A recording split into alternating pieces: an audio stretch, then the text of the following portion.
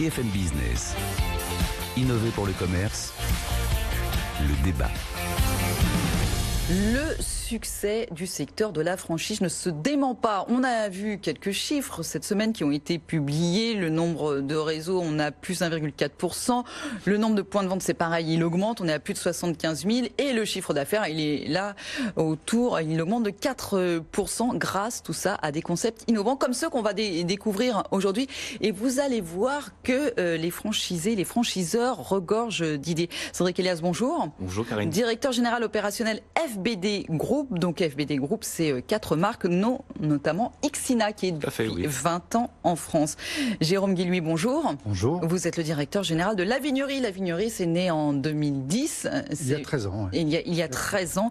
Maintenant, par des anciens de chez Auchan. Tiens, donc, quelqu'un de la famille Muniez, et puis vous-même, donc ancien de chez Auchan.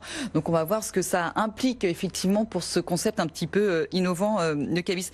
Ixina, le marché du meuble va pas très bien, mais le marché de la cuisine va très bien. Et vous surperformez le marché de la cuisine en tant que cuisiniste avec Ixina, un chiffre d'affaires en progression, et vous projetez d'atteindre 250 magasins d'ici 5 ans. Vous n'arrêtez pas de croître. Comment on fait pour rester dans la course quand on est dans un marché aussi concurrentiel qu'on a quand même, pour pas les citer, Ikea en face, et puis Cuisine Schmitt, c'est chez vous, hein, en revanche. Non, c'est pas chez vous. Vous, c'est Cuisine Plus, Cuisine Référence, mais enfin qu'il y en a plein sur le... Comment on fait pour rester dans la course? Bon, déjà, on a quand même une grande chance, c'est qu'aujourd'hui, c'est un marché qui est extrêmement dynamique dans l'absolu, parce que la cuisine a complètement changé finalement sa place dans la maison et dans la vie du foyer.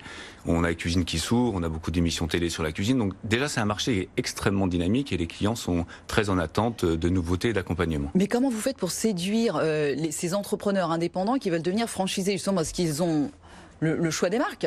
Alors, on a déjà aussi des chiffres qui parlent pour nous. On a 12% de croissance cette année. Notre chiffre d'affaires moyen par magasin est le plus fort du marché. C'est la qualité de l'accompagnement des équipes. Et puis c'est aussi une sélection extrêmement rigoureuse de nos partenaires qui font le succès et qui sont aussi fondés sur leur capacité à innover avec nous, puisque on a mis en place des méthodes d'accompagnement de nos partenaires où ils sont complètement partie prenante des choix qu'on fait en matière marketing, commercial, informatique même, pour pouvoir s'adapter et pour pouvoir mieux comprendre en avance les tendances de consommation.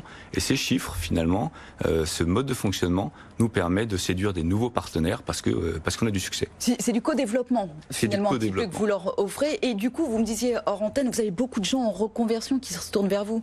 Alors, par nature, aujourd'hui, monter un magasin de cuisine, c'est 100 000 euros d'apport. Donc, vous imaginez bien, c'est souvent des personnes qui veulent se mettre à leur compte, qui sont cadres, qui ont plutôt une quarantaine d'années, qui ont souvent une expérience dans vraiment des secteurs d'activité très très différents et qui auront vraiment envie d'être patrons.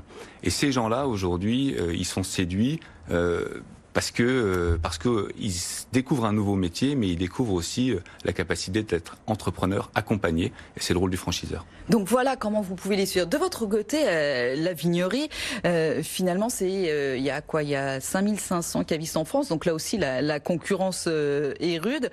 Aujourd'hui, vous en avez combien sur... Alors bientôt 25. Bientôt 25, c'est ça, mais ça grimpe vite, vous disiez c'est 13 ans, et surtout ça grimpe vite à partir du moment où vous avez choisi, Jérôme Guillouis, justement le développement en franchise. Alors, votre spécificité, là aussi, pour les séduire, vous les supportez dans le bon sens du terme dans cette aventure-là, les franchisés? Alors nous, on les supporte surtout financièrement puisqu'on porte le stock pour eux. Ça veut dire qu'on leur procure des magasins qui font entre 3 à 500 mètres carrés, ce qui est très grand pour une cave, puisque en général, une cave en France fait à peu près 50 mètres carrés. À savoir que 9 bouteilles sur 10 sont vendues dans la grande distribution aujourd'hui. 9 bouteilles sur 10 de vin. Hein. Et donc, il n'y a qu'une bouteille sur 10 qui est vendue chez les spécialistes, dont on fait partie. Donc, on a un boulevard gigantesque pour tous les spécialistes en France, sachant que c'est un marché où les gens veulent boire moins, mais veulent boire mieux. Donc, ils veulent être sûrs d'où viennent les produits, comment sont faits les produits, est-ce qu'on peut goûter les produits.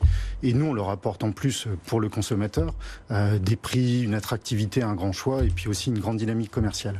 Alors nos affiliés, puisque ce sont des affiliés chez nous, qui est une autre forme juridique de la franchise, viennent chez nous avec 50 000 euros. Ils ont un magasin qui va faire entre 3 et 500 mètres carrés et qui peut faire jusqu'à 2 millions de chiffres d'affaires. Ce qui est 5 à 6 fois plus qu'un caviste traditionnel. Donc tous les soirs, quand ils s'endorment tranquillement, pas de besoin en fonds de roulement, pas de problème de trésorerie, puisqu'on s'occupe de ça en amont avec le savoir-faire qu'on a développé depuis 10 ans. Et comme vous vous en occupez, en plus vous êtes sûr de ce qu'il y a à l'intérieur, parce que c'est aussi le choix que vous avez quand même un petit contrôle dessus. On voit bien l'autre côté derrière. Alors ça, c'est pour séduire, on l'a vu, les franchisés, en tout cas ou les affiliés. Et puis il faut séduire les clients aussi, parce que ce qui fait la croissance, bien sûr, c'est l'achat final. Vous le disiez. Chez Ixina, vous êtes assez en avance sur la digitalisation. Alors c'est vrai qu'on en parle beaucoup dans Innover pour le commerce, mais c'est hyper important dès qu'on est dans le meuble, parce que notamment la cuisine, c'est toujours compliqué de l'imaginer chez nous. Exactement. En fait, on voit aujourd'hui arriver beaucoup de solutions de réalité augmentée ou de capacité finalement à projeter un objet qu'on va acheter, un meuble, dans son intérieur. Chez Ixina, ça existe depuis 5 ans, puisqu'on s'est rendu compte que le meilleur moyen pour un client de... Depuis 5 ans ? Depuis 5 ans, oui. Le meilleur moyen aujourd'hui de se projeter, c'est quand même de voir en 3 dimensions et d'être capable, même à la limite, sur un clic, de pouvoir changer la matière, changer les couleurs, changer même des éléments de décoration. Et donc, on a mis en place des solutions et qu'on a ensuite mis également sur notre site internet pour permettre aux clients de commencer à préparer leur projet et ensuite de le finir avec nous en magasin. Et à la sortie, on a même la capacité sur son smartphone de partager avec sa famille, ses proches, son projet en 3 dimensions pour vraiment le voir finalisé. Combien on gagne de contrats de vente avec ça, avec ce genre de solution ? Je ne sais pas le mesurer de cette manière-là, mais en tout cas, c'est un effet waouh auprès des clients. Et pour nous, c'est un élément important, puisqu'on sait que 50% des cuisines qui sont vendues aujourd'hui le sont par recommandation. Donc, mieux vous traitez vos clients, plus ils en parleront autour d'eux, et plus potentiellement, on aura un trafic supplémentaire. Après, effectivement, dans la vignerie, effectivement, vous le disiez, vous alliez finalement le conseil du caviste et le choix de la grande distribution, c'est bien ça, Cédric Gouly ? Tout à fait. Romain Mullier, lorsqu'il a créé ce concept, il est parti d'un besoin client il y a 13 ans, son besoin client.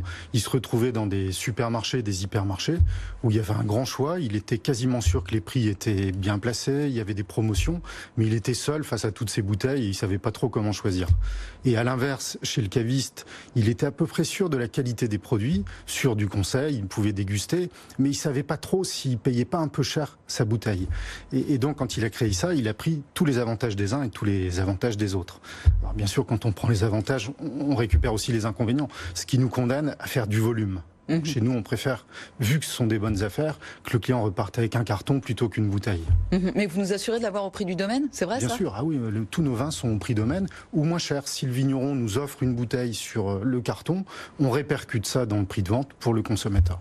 Mais là, on est dans un concept plutôt proche de, on va dire quoi, de l'entrepôt, du magasin, que de la jolie boutique caviste du centre-ville. Je fais exprès de jouer la provoque. Mais on est en périphérie. Vous verrez que nos boutiques sont très jolies aussi. Ok, en périphérie en tout cas de ville. Ouais, on est plutôt dans les retail parks, effectivement, puis ce sont des grandes surfaces. Il nous faut du parking, et le parking, c'est plus compliqué à trouver en centre-ville. Pour mettre les cartons de vin, c'est sûr, il faut du parking. En tout cas, à consommer avec modération, on rappelle, vous le disiez tout à l'heure. Merci beaucoup à tous les deux. On rappelle, vous serez tous les deux, j'imagine, au Salon de la franchise qui arrive bientôt au mois de mars pour présenter effectivement tout ça.